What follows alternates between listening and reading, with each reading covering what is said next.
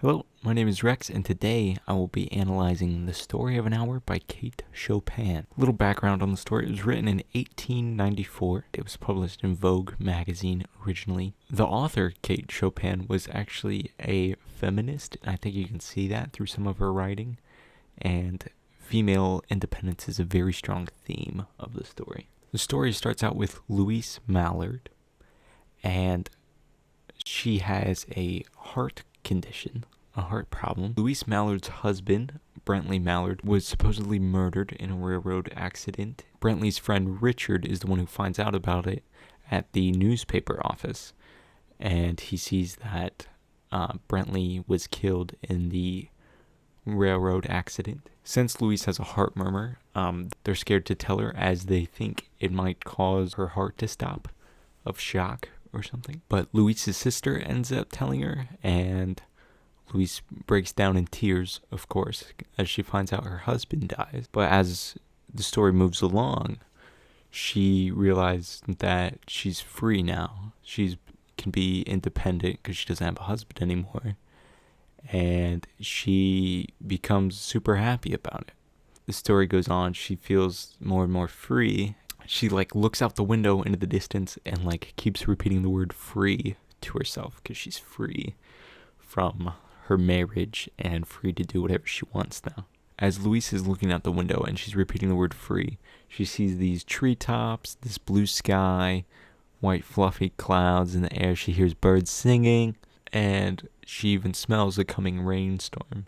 A rainstorm is usually an omen in stories, and with the rainstorm approaching, you might realize that something bad might happen, and it does. The rainstorm may be symbolic of Brentley, as when he comes back, that's when the trouble happens. Not that her marriage was inherently bad or anything. She is just an independent woman. She thinks that all women and men oppress themselves, even if they do it out of kindness for one another. But she knows she felt love for Brentley, but now she doesn't have to worry about it anymore. And then in a plot twist, Brentley shows up at the house. It turns out he wasn't in the train accident, nor did he even hear of one. And then the doctors come and they find Louise dead, and she actually died of happiness because of the independence she had and how happy she was because of it. Freedom is a motif throughout the story. As Louise is free from her husband, she gazes out the window to this long, vast landscape or what have you, and just continuously says free. As the window is open, she can see off into the distance, and freedom is now in her life when it wasn't before. The characters in the story are different than what one would call a normal character, as in most stories, if someone's husband died, unless they were the cause of their death, they often grieve and mourn for a long time. But in this story, Louise cries for a bit, but doesn't actually mourn too long before she realizes what happiness she has now. Louise begins to see her life as completely her own. The sense of independence that Louise has is sort of like a forbidden joyness. Louise begins to pray that with this newfound joy, she'll have a long life. She prays for a long life, which of course doesn't go so well. In the story, it says, "She breathed a quick prayer that life might be long. It was only yesterday that she thought with a shudder that life might be long. This represents she's praying for a long life. She wants to enjoy her new happiness. She wants to live long and for as long as she can and be happy.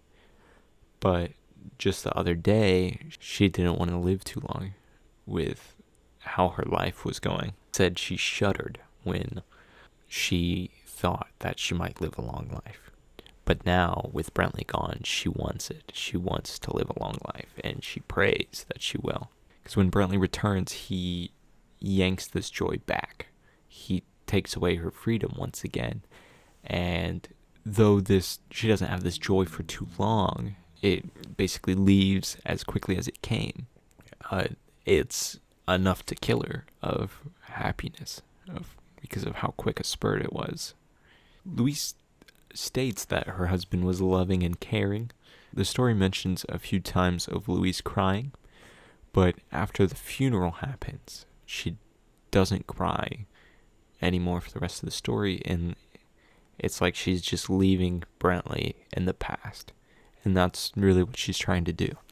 The setting of the story, I believe, would most likely take place in 1894, or somewhere around there when the story was written, because they do have telegrams and trains and everything.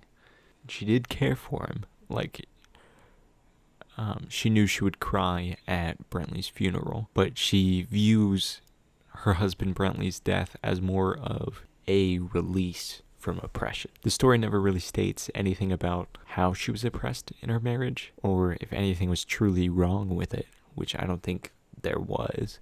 She just says that marriage in general is oppressive. The story suggests that she might have even oppressed Brantley as much as he did her. One of the first things we learn about Louise is that she has heart trouble, and I think it's kind of symbolic of her relationship with Brantley, where a heart is a symbol of love, and something's not quite right with it, which would be like their marriage, which in Louise's point of view, Brantley's oppression caused a little bit of an ailment to their love, as the ailment she has in her own heart, which could very well have gotten better with Brantley gone, but as soon as he comes back, she dies because of her heart. The window is kind of giving her life and happiness and joy by the beautiful view she sees, and she feels like if she's pulled from this window, then she'll kind of lose that happiness. So she keeps staring at it and just keeps repeating the word free. And that's what I have to say about the story of an hour by Kate Chopin.